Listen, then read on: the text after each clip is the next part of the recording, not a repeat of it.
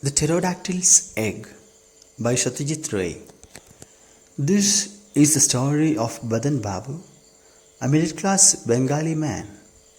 One evening, he comes to the riverside to sit quietly and think of good stories to tell his son Biltu. When a stranger approaches him, at first he feels irritated. The stranger is carrying a strange stethoscope-like machine and says he carries out experiments at that spot. Badan Babu feels uneasy and suspicious and gets up to leave. He is carrying his salary, the bulk of it in an inner pocket, and around 55 rupees in his wallet. However, the stranger engages him in conversation by drawing his attention to the strange machine and talking about time traveling. He claims that the machine is actually a time machine and can take him into the past, looking and to the future. He says he has been to the 30th century where he saw a weird-looking vehicle, and to the past where he saw dinosaurs at the very place where they are now sitting. He saw a Stegosaurus and Pterodactyl, and when the two animals started fighting, he stole the Pterodactyl's egg and came back to the present. By now, Badan Babu is engrossed in the stranger's tales. He is eager to travel in time too. The stranger tucks and tubes of the machine into Badan Babu's ears and asks him to close his eyes while he lodges his hand to check the pulse.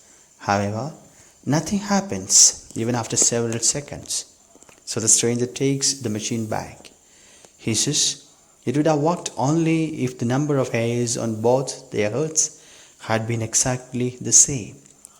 He then shows Badan Babu the Pterodactyl's egg. Badan Babu comes away, wondering if he will meet the stranger again and hear more interesting stories.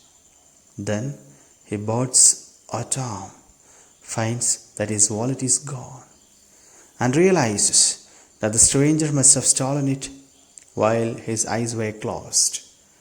By the time he reaches home, Badan Babu has found a silver lining to the cloud. He decides to use his experience to tell Biltu interesting stories.